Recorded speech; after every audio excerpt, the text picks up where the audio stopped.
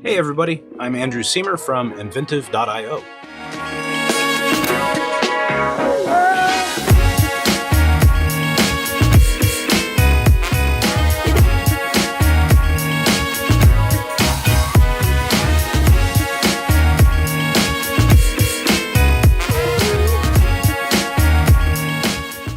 In this video, we're going to continue with our exploration of Node and Express. In a previous video, we looked at a very simple how to get Express running. I think we wrote like 8 lines of code, which you can see here on the screen. And what we're going to do in this video is explore Express a little bit more, figure out how we can interact with our request and response a little bit, maybe take a look at some components that we can use, some middleware, and then maybe just reorganize this app a little bit more. Let's begin. One of the things we can do, which isn't terribly intuitive when you first begin, is we can take this .listen. It doesn't actually have to dangle off of a request. I find a lot of people will start another request type or another route, and they'll try and dangle .listen again and again, and obviously that doesn't make a whole lot of sense. We don't really need to get our server running each time. So what we can do is just move this down to the end of the line, end of our file, app.listen, and again we want to be on port 3000, and real simple. That then gives us plenty of room to add additional requests in this same space here. So maybe we'll move our waiting for requests down here as well.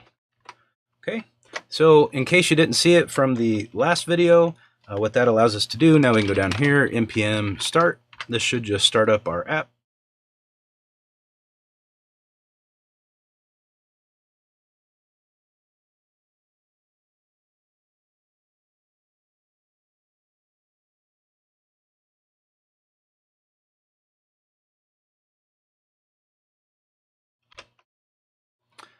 So as you can see, I got an error here. Spelling is obviously important, so app.listen, not app.list.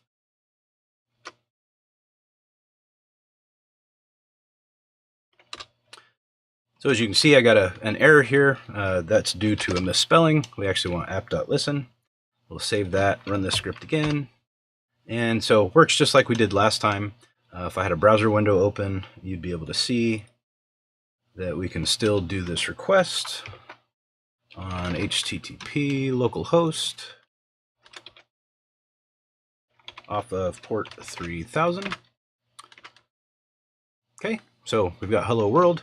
Let's go ahead and move this screen, get our terminal window, move that over too. And let's see. The magic of Moom if you're on a Mac is great. Cool. All right, so what are some other things that we can do here? Obviously, requesting just the root of your server isn't necessarily hugely beneficial. So maybe we want to request something like users. So we can do the same thing here. We can say this request now actually functions on users. We'll go ahead and stop our server with Control-C. And once again, npm start. That opens up our website. So we can come over here, change the URL to users.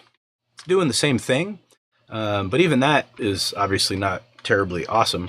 So what if we wanted to request the ID of a specific user? In order to do that, what we can do is specify a colon and then the variable name or the parameter inside of the URL. And then we can use something like var id equals request dot params dot id. And then we can say hello world user ID. Nice and simple. Again, stop the server, start the server. Come over here, we're going to refresh our page. Let's go to the end and we'll specify user ID 2323. Cool. So very simple way to get information out of the URL. But what if we had something like, I don't know, a color, what have you, inside of the query string itself? We can do something similar. We can say color equals request dot query. That's where we get all of our query string parameters. And then from here, we can say simply color. Go back down, stop our server. And then we'll come up here again, go to the end of our URL, and we can specify color equals red. Okay, I should probably do some output here.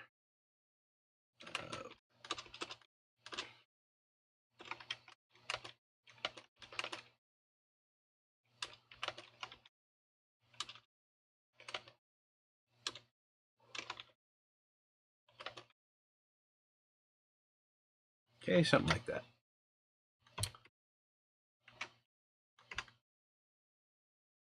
Alrighty. Notice now we've got red hair. So that's pretty easy. And that's simply using the request parameter that comes inside of the function for this particular route and request. Next, let's take a look at how we might go about gathering form data. So data that's normally created in an app like this would be, damn it. Next, let's take a look at how we might go about collecting form posted data. Most data that's going to be created in your web app is going to be posted into an endpoint. To do that, we'll do a few things first. So we need to make a copy of this guy, and then we're going to make a new endpoint. And this endpoint is going to accept a post verb. We won't be posting in the ID. Normally in a post we're creating, so we don't yet have that ID. We'll just be passing some data in. We'll go ahead and get rid of all of this stuff just to get ready.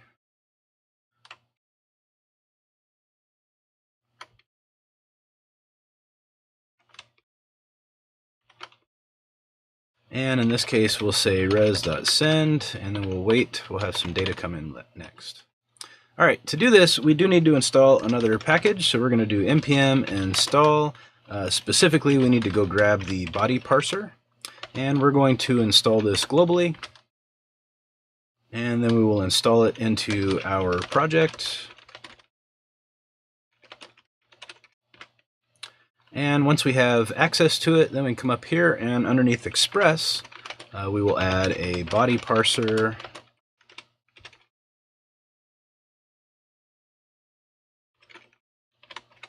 Okay, then we can start using this sucker. There are a couple other things that we need to do. So specifically, we need to add this text after our app is defined.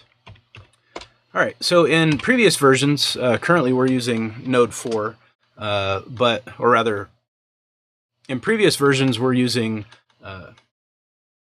in previous versions the body parser would just work inside of Express. However, the body parser has been kind of tweaked in the latest version of Express. So where you used to be able to just say body parser and then start using it, now we need to actually specify the different packages that we intend to use when using body parser. So you can, let me zoom out so you can see the rest of this. Pretty simple. Oh, looks like I forgot a semicolon.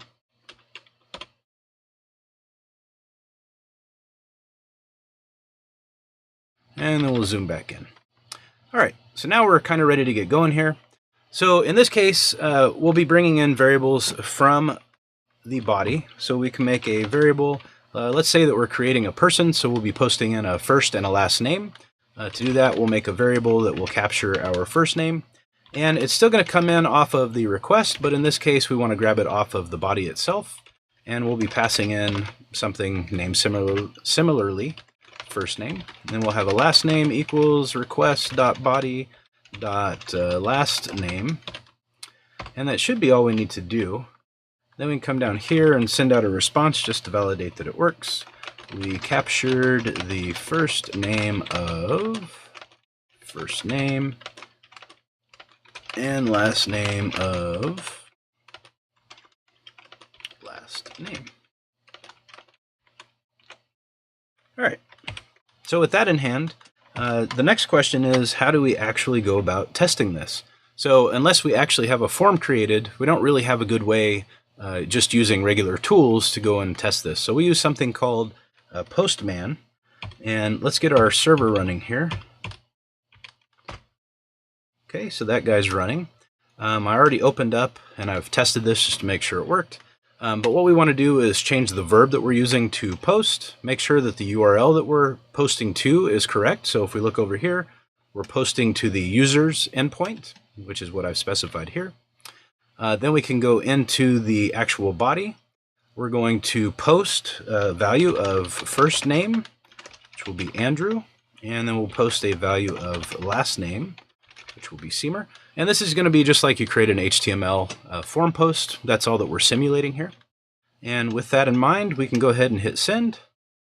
And you'll see here we captured the first name of Andrew and last name of Seymour. Cool. So now let's tackle the example. Instead of just saying we captured this data, maybe instead we went out to a Mongo database or what have you. We'll simulate something of that nature. So I'm going to create a result object. Specifically, I'm going to create some JSON. So let's go something like this. We can say I've got a first name. Boy, it's just killing my strings here. All right, so I've got a first name, and we will have the value actually be representative of our first name. And then we can do, and we will say last name, and that will be representative of the last name that we have captured.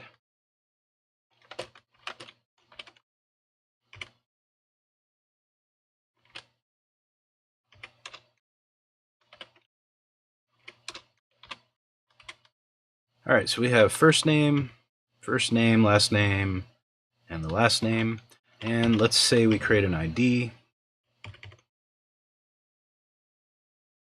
And we'll give it an ID of, I don't know, 56. Okay, and just to formulate that. So to do that, what we're going to do is off of the response, we're going to do response.json and then pass in our result. And this should do exactly as you would think it would. So let's go ahead and stop our server and start our server back up. And instead of we captured the first name of Andrew, last name of Seymour, we'll go ahead and repost this again. And now we actually get a blob of JSON back. Cool. Notice that, let's change this up because you may not have seen this before. Let me go ahead and comment this guy out. And then we'll do response.send, and we'll send the same result. And let's see what that does. Again, stopping and starting our server. We'll take care of that problem here in a second. So let's go ahead and send this data. So notice this actually came back as HTML. It is still properly formed JSON, so we could technically parse it and it'd be fine. But in other cases where we were here, we can say, let's actually send the JSON. It's a subtle difference, so I just wanted to make sure that you saw it. So right now, the last request responded with HTML, and then this one is going to respond with JSON. So it's actually appropriate JSON. The next thing that's a very common scenario when building web apps is the ability to deliver static files. A static file might be something like CSS, a JavaScript, images, font files, etc. But instead of coming into our Express application and defining a route that maps to each of those files, we need to be able to just create a folder that Express knows how to go ahead and route files out of automatically. Express has this ability built in off of a static function. But first, let's create an endpoint that will deliver a file that we can start to build out the example of using, say, a style sheet. So we can do that by saying app.get, just like we did before. We will just simply request the root directory. Inside of that, we can define a function that sends us in a request and a response. And then we can build that guy out. Okay, and then we're going to say response.send. And I've already prepared HTML fragment. And what this guy's going to do is simply send back a properly formed HTML document that you can see is referring to a style sheet and has a header inside of it. So let's go ahead and run our app. Again, we'll do that by npm start. You can see that it's waiting for requests. We'll head over to our browser and make a request. So we have hello world. Let's go ahead and inspect this source here. Everything looks good that way. Let's take a look at the network request and we'll run it again. So you can notice here that the style sheet got a 404. So we requested it, but it didn't come through. So let's go ahead and make a static folder. This folder can be called anything you like, really. I'm going to call it static because that's what I'm going to put inside of it. You can name it just about anything. It could be styles, it could be JavaScript, images, etc. And then I'm going to add a new file inside of that, which we will call styles.css. Okay, and inside of the styles, I'm just going to define a rule for my h1 tag. And specifically, I want to give it a color of red, which is my favorite color. And we will save that. Now, just because I have this static directory does not mean that it's going to be delivered. We need to actually specify another thing here. So we can say app.use. Again, Express has a static function that allows us to define these particular types of folders. We can use a property that we have here, a variable, dir name. And then we will add that to static. And what this means basically is that Express is now going to deliver any content that's inside of static, such as our styles.css. Recall here that when I linked to it, I linked directly to the file. The word static, the folder structure, is actually ignored. So we'll go ahead and save that and close and restart our app. And we will simply refresh this page. And notice that our style sheet came in and that our header is now red. Perfect. We just looked at how to extend our Express app by interacting with request parameters, specifically the query string, form posts through the body parser, and directly out of the URL. We also took a look at how to extend the app by returning static files. We use the express static method, which allows us to define a folder that we can return any file out of, a style sheet in this case. Hopefully this added a little bit more information to what you know about Express and Node apps. If you enjoyed the video, please like it and follow us on our YouTube channel, and please share this with your friends. Until next time, I'm Andrew Seymour with Inventive.io, and I'll see you later.